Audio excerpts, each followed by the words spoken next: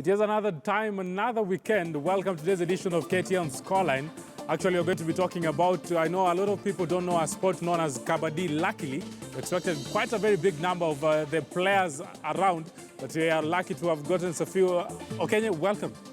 Thank you for having me. A lot has been happening. Let's talk about Champions League. And surprisingly, Arsenal fans are not the happiest. Manchester United fans have been smiling and laughing off the Arsenal fans, but they have not been playing in that Champions League.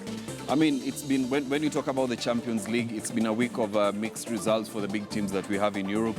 And Arsenal being one of them, taking in 5 goals at the Allianz Arena, that was something that was expected, but not, the likes of Arsenal, conceding 5 goals at the Allianz Arena, despite, the fact that in last season they conceded almost a similar amount of goals at the Allianz Arena. Then you have the likes of Barcelona also being beaten in Paris 4-0. I think it's not something that we expected. There are two among the 2 biggest clubs that we have in world football, and you look at a club of the stature of Barcelona, you don't expect them, to concede 4 goals. And you look at the Champions League, no team has ever come, overturned a 4-goal deficit to proceed through. So it's going to be a very difficult, second leg or return leg for Barcelona. And then you have we had the Europa League take place on Thursday. Manchester United taking a 3-0 lead against Saint Etienne.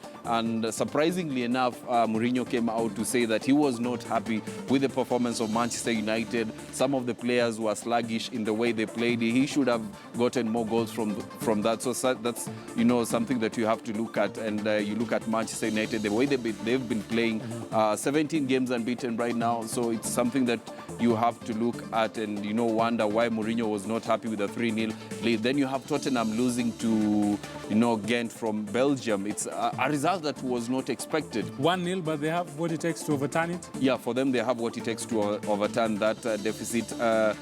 You have AS Roma with who had a 4-0 win against one man Dzeko being very impressive in that a hat-trick. So it has been a fantastic week in terms of sports. So we look forward to the FA now. The shift for the focus shifts rather into the FA, which takes place this afternoon, and other leagues around the world. Remember, we also have Ulinzi playing in the CAF, preliminary round, the CAF Champions League preliminary round. We have Tusker playing away, so it's a weekend where we have lots happening locally and internationally. Yes, it is a weekend that a lot has been happening, and a lot will be happening in this sporting menu, talking about what is expected in the CAF. That is Ulinzi actually taking, this time round playing at home, and also Tusker will have a tie away. So let's wait and see if the Kenyan Chargers are going to have what it takes to go all the way and bag their ties. A must-win for Ulinzi, and also a must-win for Tusker, who actually were not able to secure maximum points of playing at home. Now, let's talk about what has been happening locally. Yes, today we had the National Cross-Country Championship. It was spicy, and for the men's affair, the Police Chargers have been very, very instrumental because they dominated from position 1 to position 3. And you know what? Who bagged that title this time round? It is 2014 Africa Cross Champion Leonard Barsoton. And for him, he's saying, I have what it takes to represent this country. One man, Karoki, came in second, and people expected Kamorol to be the star man in that action. But sadly for him, he finished on the 3rd position. Take a look.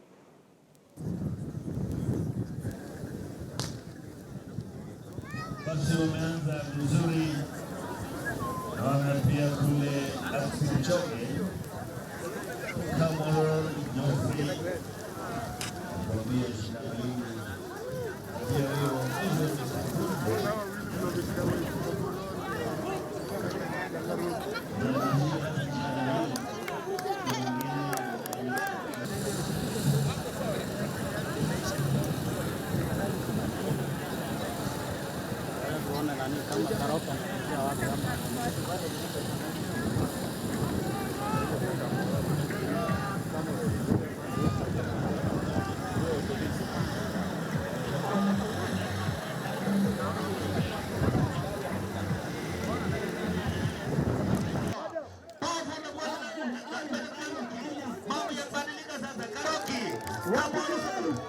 Haya, Bernard Karoki nafasi ya pili. Police. Nairobi ndio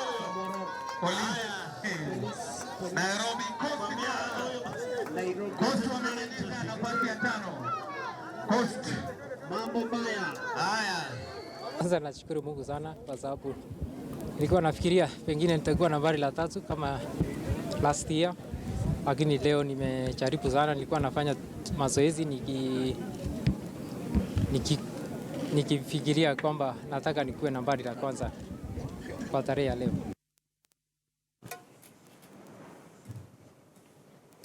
Yes, that is the person who actually has taken that men's crown in this year's edition of the National Cross Country Championship. Let's wait and see. Maybe he'll have what it takes to represent positively the country when it comes to matters of the World Championship. Now, talking about the women's again, it was Irene Cheptai, and it is again like the police have been doing what they need to do in a positive way, because Irene Cheptai, she's also from the police service, and also to her, she was able to cruise to that much needed actually finish. She was able to beat world beaters. People expected the likes of Sumgong, the likes of actually Obiri, and also the likes of the heavyweights who have actually been representing the country to star. But this time out, it was Irene who emerged the victor.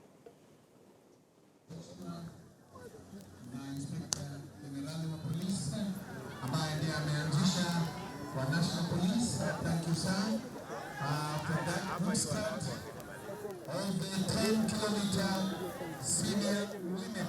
Shindano hilo imeweza kuanzishwa na Inspector Generali wa National Police Service Bwana Koineti, ambaye ameanzisha hilo maridadi kabisa la kilomita 10 mizunguko 5. Basi DJ, kama uko na mambo pale. National Body Athletic Kenya. Continue, lady.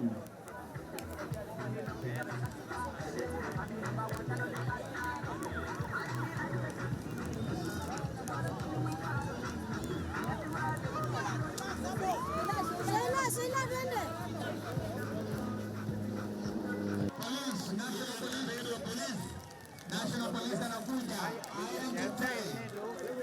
National Police anakuja.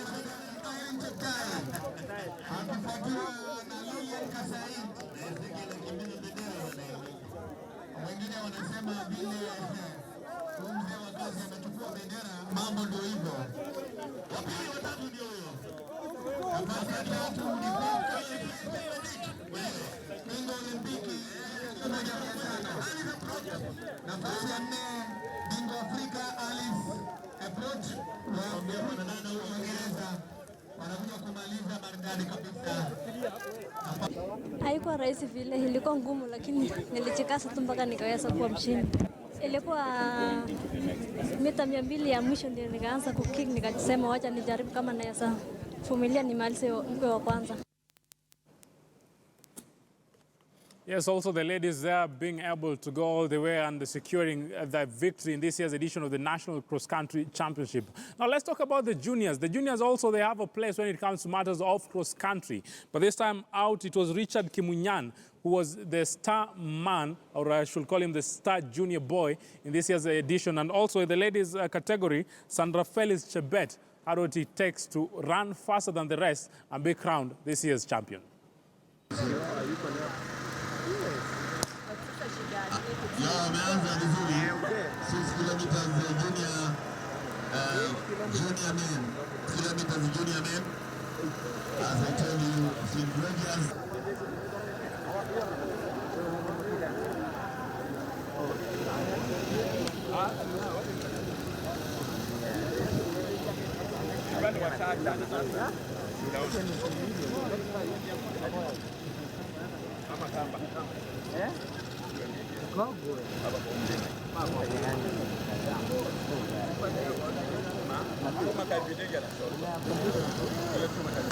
Sasa powerful finish.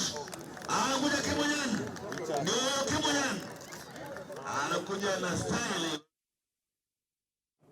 Yes, also the juniors are there just running, and actually a very, very vital tie it has been, Okenye, because you've been there for your actually early morning. What's your take? I know a lot of people expected the star names that we know of to be the ones who cross the finish line first, but it seems like we have young chaps, as I saying, also as we want to make a statement when it comes to matters of cross-country in 2017. Yeah, I mean, it was a tight affair this morning, and first of all, you look at the men's, tie where we had Leonard Basoton win that. The challenge most people expected to be between Biden Karoki and Geoffrey Kamworor. Remember, Karoki is the world silver medalist, Kamworor is the world champion. So these two, it's something that we expected between, the challenge between the two of them. Then you have Leonard Basoton coming in and toppling the two to emerge as the champion.